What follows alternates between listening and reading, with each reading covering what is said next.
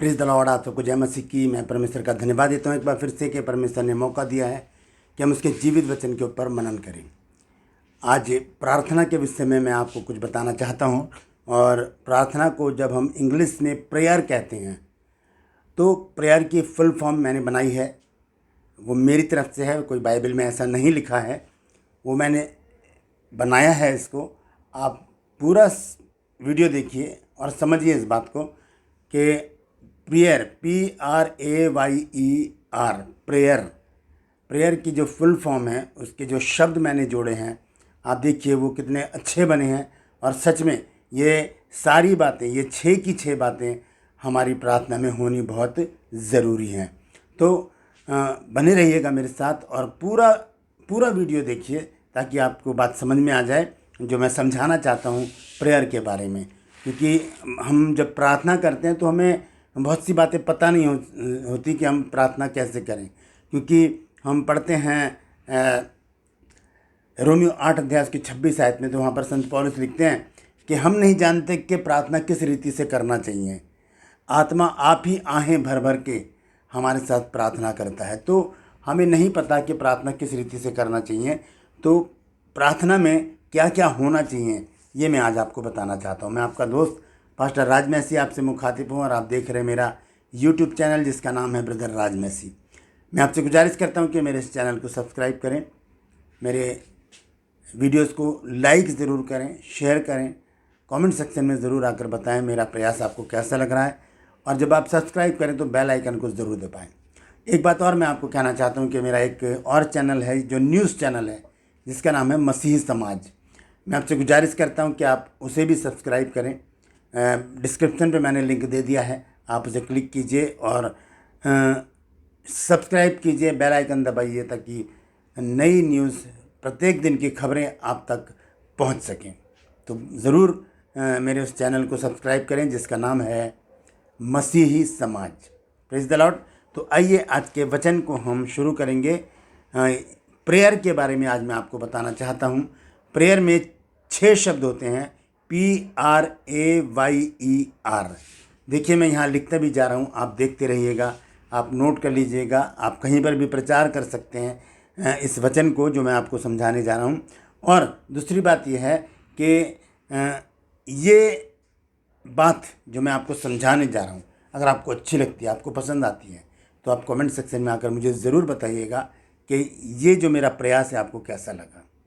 तो प्रार्थना को इंग्लिश में हम प्रेयर कहते हैं, प्रेयर, जैसे PRAYER। इसके 6 शब्द हैं अलग अलग, PRAYER। और एक एक शब्द को अलग अलग करें तो बहुत ही महत्वपूर्ण जानकारी सामने आती है। अगर एक एक शब्द को हम अलग करते जाएं तो बहुत ही महत्वपूर्ण और बहुत ही ज्ञानवर्धक जानकारी हमारे पास उपलब्ध होती है। एक एक शब्द में एक एक पूरा अध्याय छिपा हुआ है।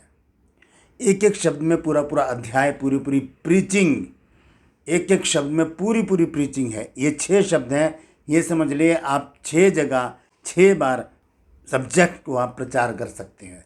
लेकिन मैं आपको शॉर्ट में बताऊंगा। और क्योंकि विश्वासी की प्रतिदिन की प्रार्थना में इन शब्दों का होना बहुत ज़रूरी है जो मैं आपको बताने जा रहा हूँ। ये हर एक विश्वासी की प्रार्थना में होना बहुत ज़रूरी है, ये 6 के 6 शब्द, ठीक है। और आइए देखते हैं कि इन अद्भुत शब्दों का तर्क क्या है, इसका लॉजिक क्या है। वो जो मैंने अपना लॉजिक लगाया है ये मैं आज आपको बताऊंगा। ये बाइबल से नहीं है, मैं आपको पहले बता दूं, लेकिन शब्द बाइबल से हैं, वर्सेस बाइबल से हैं, वचन बाइबल से है, लेकिन जो उसका जो फुल फॉर्म मैंने बनाई है वो मेरा लॉजिक है, लेकिन बाकी बातें सारी बाइबल से हैं। तो आइए सबसे पहला शब्द हम देखेंगे P, और P से है प्योरिटी। उसे कहा जाता है पवित्रता। पवित्रता के बारे में बाइबल क्या कहती है हम देखेंगे। प्रकाशित वाक्य 8 अध्याय और उसका 3 पद हम पढ़ेंगे। यहाँ पर क्या लिखा है, यहाँ लिखा है, फिर एक और स्वर्गदूत सोने का धूपदान लिए हुए आया और वेदी के निकट खड़ा हुआ और उसको बहुत धूप दिया गया कि सब पवित्र लोगों की प्रार्थनाओं के साथ उस सुनहली वेदी पर जो सिंहासन के सामने है पहुँचाए। तो पवित्र लोगों की प्रार्थना स्वर्गदूत लेकर जाते हैं परमेश्वर के पास तक, प्रभु यीशु मसीह के पास तक। तो पवित्रता, सबसे पहली ज़रूरत है प्रार्थना की पवित्रता। हम अपनी ज़ुबान से पवित्र हों, अपने शरीर से पवित्र हों, अपने विचारों से पवित्र हों। तब जब हम प्रार्थना करेंगे तो वो प्रार्थना स्वर्गदूत लेकर परमेश्वर के पास लेकर जाएगा। दूसरा जो शब्द है इसका वो है रेंडिंग। आर यानी कि PR, आर से आता है रेंडिंग। इसका अर्थ है समर्पण। ये बहुत ज़रूरी है। समर्पण के लिए हम देखते हैं लूका की पत्री उसका 18 अध्याय और 9 आयत से मैं पढ़ूंगा। यहाँ लिखा है, और उसने कितनों से जो अपने ऊपर भरोसा रखते थे कि हम धर्मी हैं और औरों को तुच्छ जानते थे, यह दृष्टांत कहा कि 2 मनुष्य मंदिर में प्रार्थना करने के लिए गए। एक फरीसी था और दूसरा चुंगी लेने वाला।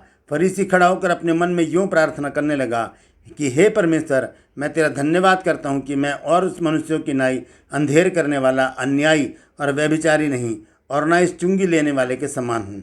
मैं सप्ताह में 2 बार उपवास करता हूँ। मैं अपनी सब कमाई का 10वां अंश भी देता हूँ। अब ध्यान से सुनिए 13वीं आयत में क्या लिखा है। परंतु चुंगी लेने वाले ने दूर खड़े होकर स्वर्ग की ओर आंखें उठाना भी न चाहा, वरन अपनी छाती पीट पीट कर कहा, हे परमेश्वर, मुझ पापी पर दया कर। ये जो दूसरा व्यक्ति है चुंगी लेने वाला, ये अपनी छाती पीट पीट कर कह रहा है, हे परमेश्वर, मुझ पापी पर दया कर। मैं तुमसे सच कहता हूँ, यीशु मसीह कह रहे हैं कि मैं तुमसे सच कहता हूँ कि वह दूसरा नहीं परंतु यही मनुष्य धर्मी ठहराया जाकर अपने घर गया। क्योंकि जो कोई अपने आप को बड़ा बनाएगा वह छोटा किया जाएगा, और जो अपने आप को छोटा बनाएगा वो बड़ा किया जाएगा। तो दूसरा शब्द क्या है? ये दूसरा शब्द है रेंडिंग, यानी कि समर्पण। प्रार्थना में समर्पण होना बहुत ज़रूरी है। अपने ज्ञात अज्ञात पापों को मान लेना कि मैं पापी हूँ। जैसे कि ये व्यक्ति है, उसने स्वर्ग की ओर आंखें उठाना भी ना चाहा, बल्कि अपनी छाती पीट कर कह रहा है कि हे परमेश्वर, मुझ पापी पर दया करते। रेंडिंग बहुत ज़रूरी है, समर्पण बहुत ज़रूरी है। तीसरा जो शब्द है वो है PRA। इसको इंग्लिश में मैंने लिखा है एश्योरेंस, जिसका अर्थ है विश्वास। प्रार्थना में विश्वास का होना बहुत ज़रूरी है। आइए देखेंगे इसके विषय में बाइबल क्या कहती है। याकूब की पत्री और उसका 5 अध्याय, और मैं पढ़ूंगा उसकी 13 से 15 आयत तक। यदि तुम में कोई दुखी हो तो वह प्रार्थना करे, और यदि आनंदित हो तो वो स्तुति के भजन गाए। यदि तुम में कोई रोगी हो तो वह कलीसिया के प्राचीनों को बुलाए, और वे प्रभु के नाम से उस पर तेल मलकर उसके लिए प्रार्थना करें। और विश्वास की प्रार्थना के द्वारा रोगी बच जाएगा, और प्रभु उसको उठाकर खड़ा करेगा। और यदि उसने पाप भी किए हों तो उनकी भी क्षमा हो जाएगी। सीधी सी बात है, प्रार्थना में विश्वास अगर नहीं है तो वो प्रार्थना व्यर्थ है। जब हम आमीन बोलते हैं तो उसके बाद हमारा विश्वास होना चाहिए कि आमीन का अर्थ है ऐसा ही हो, और परमेश्वर ऐसा ही करता है। जब हम यीशु मसीह ने कहा कि जब तुम मुझसे कुछ मांगोगे तो समझ लो वो तुम्हारे लिए हो गया। तो जब हम आमीन करते हैं समझ लिए वो मिल गया। तो प्रार्थना में विश्वास होना बहुत ज़रूरी है। देखिए, पवित्रता होनी ज़रूरी है, समर्पण होना ज़रूरी है, विश्वास होना बहुत ज़रूरी है। चौथा शब्द आता है वाई। वाई से मैंने एक शब्द निकाला है यमर, YAMMER। मैं यहाँ लिख भी रहा हूँ, आप देखते रहिए। यमर, इसको कहते हैं रोना या चिल्लाना। प्रार्थना में रोना, आंसुओं के साथ, बोझ के साथ उस प्रार्थना को करना। तो इसके लिए हम देखेंगे 1 शमूएल 1 अध्याय और उसकी 10 आयत को देखेंगे, जहाँ पर हन्ना रो रो के प्रार्थना कर रही है परमेश्वर से। और एली जो बैठा है वो सोच रहा है कि ये नशे में है। उसने कहा, तूने क्या नशा कर रखा है? उसने कहा, नहीं हे मेरे प्रभु, मैंने नशा नहीं किया। बल्कि क्या कहा, क्या कहती है वो 1 अध्याय के 10 पद में यहाँ लिखा है, और वह मन में व्याकुल होकर यहोवा से प्रार्थना करने और बिलक बिलक कर रोने लगी।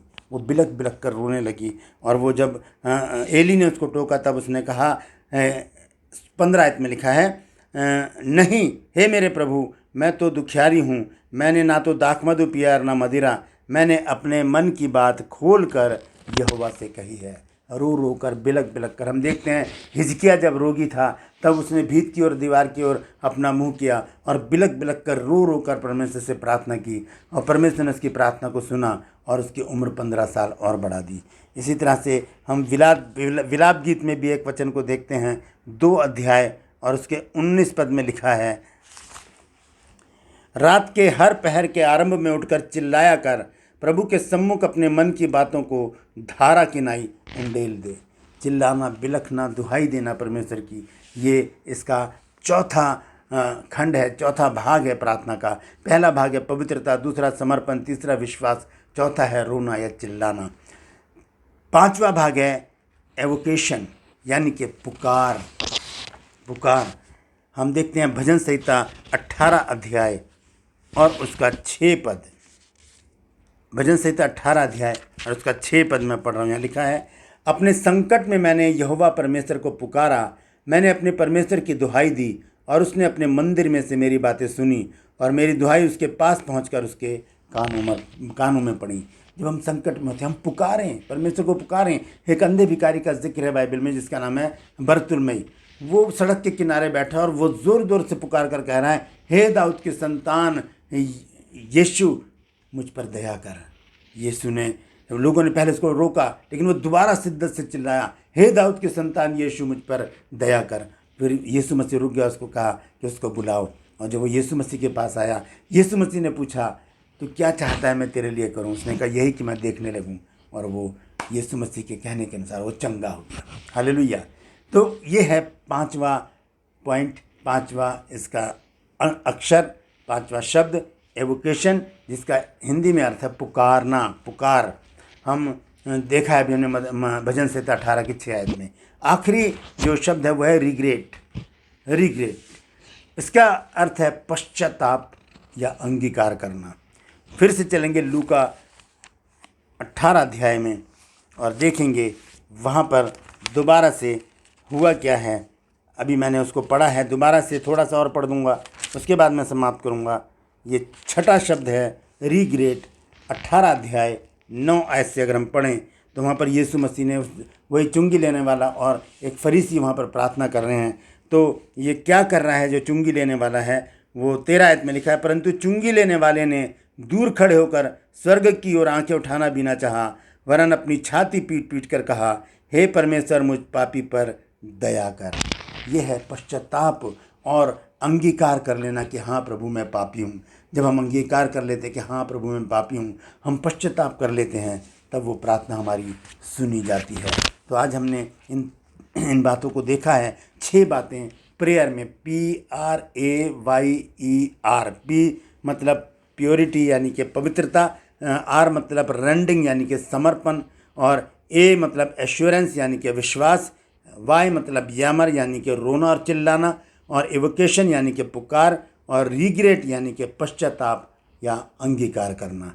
तो ये 6 शब्द हैं, मैंने यहाँ पर लिख दिए हैं, आप नोट कर सकते हैं, आपके ये काम आएंगे प्रचार करने के।